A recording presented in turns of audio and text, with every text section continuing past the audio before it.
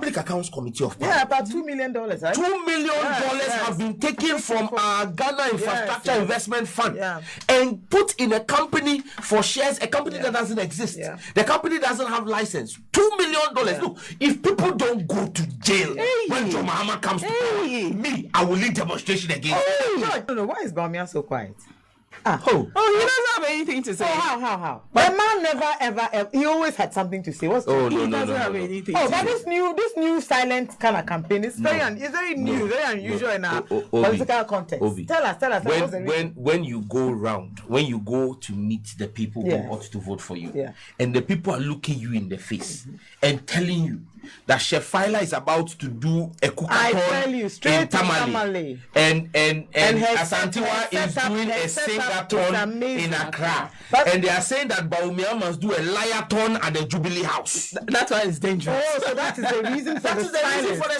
Wow. Because everything Bawumia says is a lie. Okay, because suddenly people are actually beginning to question him. My name is PENDREAM TV. PENDREAM TV there, I see them yopo. Memo kwa ba e ba PENDREAM TV so metro say na ni dey kan awhwe na be subscribe to channel no click bell so say the news to our son sabet me aka in term no watie Sam George na aba bonten dey nsem ya beto bia o kirema ye nyina nim say be ne kakra ne obi ante Bawumia aka na no kirema Bawumia esan se ntro twa to dada ni nto ko ba bia na ebisa no say o kan we enu tina Bawumia entimi ba bonten embe kasa bio no na afi so kirema sa akofo ado ne Bawumia ban o ma repu Ghana ye public purse na ma say hwi nim ama o mkobosia abokra o munya bi na de omo edia economy ninti say the next NDC administration omo ba ono Sam George say omo administration no angeli any corrupt person bia no was akofo ado Bawumia administration imu a ono obeko on one man demonstration eti ono ankasa na ba esan say amanfo awie sika pa enya asem ke 20 ono Sam George de onye hwehan wo mobile power be make sure say na ban no behwe na omo wiesika edisika akoso corruption bia e de omo beto bas men kasa bebre yen kwani enkotie said the nsem ne tuja. Yes. And I mean, I'm just usurping Obi's job here this morning. I hope he's not mischievous. No. Why is Bawumia so quiet? He doesn't have anything to say. How? But the man never ever, he always had something to say. He doesn't have anything to say. But this new silent kind of campaign is very new, very unusual in our political context. Tell us. When you go round, when you go to meet the people who ought to vote for you, and the people are looking you in the face and telling you that Chef Fila is about to do a cookathon in Tamale, and Asantewa is doing a sing-a-thon in Accra, and they are saying that Bawumia must do a liathon at the Jubilee House. That's why it's dangerous. So that is the reason for the silence. Because everything Bawumia says is a lie. Okay, because suddenly people are actually beginning to question him. Because Obi, JB, you see, and Obi, when he goes to the north, where he made the promise of one village, one dam. The people and chiefs of the north are asking him, where are the dams? You know, where he went around and said in 18 months, every household will have a toilet and that there will be no public toilet in no toilet problem in Ghana. People are asking him, where are the public toilets? When he said every Ghanaian will have a bank account, people are asking him, you have closed our bank accounts, the monies we had in our bank accounts and in our savings, you have overseen the depletion of that money and its dissipation using a haircut. So what is he coming to say? Even the e-levy, don't forget e-levy. You told us that e-levy was the panacea to all our problems. They said e-levy will fix all the problems. When Amwakwata was speaking in Parliament, he said because of e-levy, no road tolls. E-levy will fix all our roads. We will have concrete.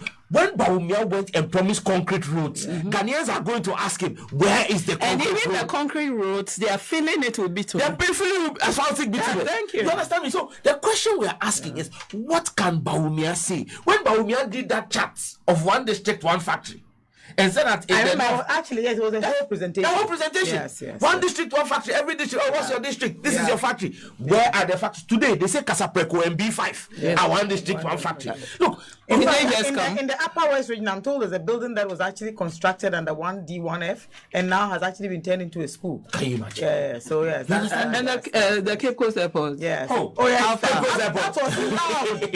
You see, that was loud. Look, Yeah, Bawumia has lied that even some of his lies shocked Nanado. Yes. Go and watch the Oh yes, that's true. When he said the airport, Nanado's face, he listened to yes, because they didn't know about yes, it. What are you talking about? Bawumia is an impulsive liar. In fact, he overdid it for his boss. And his boss and the SkyTrain. When you can shock the devil with lies. You understand me? But Obi, wait, on the SkyTrains that you asked. Yes. Public Accounts Committee of Parliament. Yeah, about $2 million, right? $2 million have been taken from our Ghana Infrastructure Investment Fund and put in a company for shares, a company that doesn't exist. Yeah. The company doesn't have license. $2 million. Look, if people don't go to jail when John Mahama comes to power, me, I will lead demonstration against. George, let's be honest. If people are not held accountable, then what are we coming to? I mean, because if the next NDC administration does not come to hold people accountable, then it means we are complicit in the corruption and rape of our country. Look, what has happened is not a theft of the public purse. No, it's a rape of the public purse. That's what these people have done. 0.5. It is bad. Obi, if you hear the stories, remember that we don't know the worst of it yet. Absolutely. Until they leave. And you see, we need to be clear about this. This same NPP people, market, keep this tape. In 6 months, by June 2025, will have the effort to come and sit on radio and say that John Mahama this, John Mahama that. After 8 years. 6 months, they will do this. What? 6 months is long.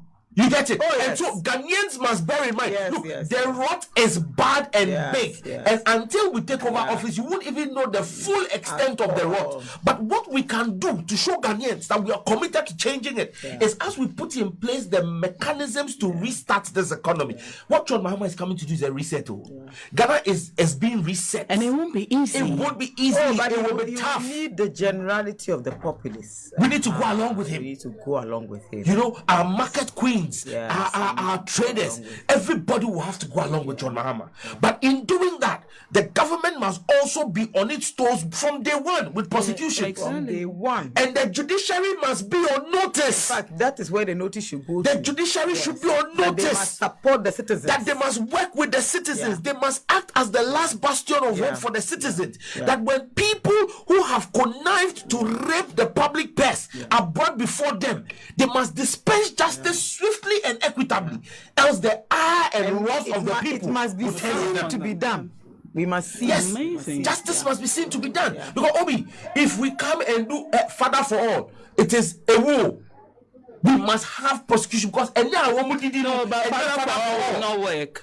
Because see, simply we need to have a government. We need to have a government that is resetting the agenda of this country on the developmental scale, on the ethical scale for public servants. Because Obi, for somebody in the public service, look, and you see when people say NPP and NDC are the same, I say we are never the same. Look, John Mahama sacked a young lady. For simply talking to her friend and saying that I dream of getting $1 million. Just dreaming. For having the dream, John Mahama sacked it. That is the high ethical standard John Mahama held people to. But look at key public servants who are leaving offices to go and contest for elections. Exactly. And I heard the other one. Is it the auditor? Controller and accountant general. Controller and accountant general. Who's going to contest? I was confused. Yes, I mean, and then recently, and he's still up. Oh, I'm sure He hasn't resigned. Oh, have you heard that he's resigned? You get it? But Obi, Victor Hammer was sacked for dreaming of 1 million. Cecilia Dapa had so much that even after 1 million was stolen, she didn't know. Oh, how? But a lot more than 1 million was stolen. You get it? She didn't know. I mean, what are we talking about in this country? How do you compare these two? No, you understand me? John Mahama is a visionary ahead of his time. One who does not make excuses for the problems of our country. And when I look at where Ghana is today, absolutely. That's why for me, I went all out to support John Mahama in our primaries. Because John Mahama has a proven track record of fixing the problems. He came to Parliament. in 2015 and said, look, Dumso has been with us. I'm not going to make excuses. Some people sent pastors to go and pray for rain. And some people made excuses and built an extra dam. That didn't help. I will fix the problem. Today, Dumso is a thing of the past, except for the mismanagement by this current administration. Don't you sense that sometimes it's almost as if the NPP expects us to come to them for moral lessons? How? I listen to the arguments for the lithium agreements. Oh my God. And hear them tell you that, oh, this is the first time. No, we've never signed an agreement of this kind. We've never mined lithium. We've never done this. But in terms of Dumso and, of course, moving to the independent power producers, had we done it before? No, absolutely not. We hadn't. Cubic, had we done it before? No, we hadn't. You understand me? But they had the effrontery to say all of this were corruption. We're corrupt. Yes. And I think that is what is wrong also with our society, that we tend not to, ask for street proof, to demand answers. People just talk. Absolutely. Or maybe people think that when the NPP says something, I don't know. The thing is, Ghanaians have come to that conclusion that the NDC is a political party, is a Congress that accepts divergent views, is a party of the people, and they've accepted that the NPP is the the biggest criminal organization in Ghana. It's literally run like a mafia organization where you cannot dissent with the Don Capo, the Capo. No, you understand? Only him, but all the others. Exactly. And so Ghanaians hold us to a higher standard than them. When you know somebody is a vagabond, you have very little expectations of them. But when you know someone is a noble, you have certain high standards. And that's what I've come to understand, that Ghanaians hold the NDC to a higher ethical standard because they believe that we set the standard for governance in this country. They expect us to always come in and fix the mess. They don't have expectations of the NPP because they know that these guys are just in like the devil, to kill, to steal, and to destroy. And when I say that, I don't say that figuratively. I say it literally, because the NPP have killed. Nanado oversaw the killing of 8 Ghanaians to become president in 2020. Up till today, because that blood is on his hands, Nanado has failed as commander-in-chief of the armed forces, whose soldiers went and killed 8 Ghanaian citizens. The very first time in over 30 years of our democracy, he has refused to say a word on the killing of 8 innocent Ghanaian citizens to win power. The devil came to kill, to steal. They're stealing our money. Everywhere you turn, they've stolen from Bust. But the whole prosecutor is saying that. Exactly. They have stolen our money. Yes. And to destroy, what haven't they destroyed? They destroyed passport office, destroyed people's homes to build dig the biggest hole in the world. Until then, there is nothing that's happening. Yeah. They've destroyed our economy. They have destroyed the life savings of people.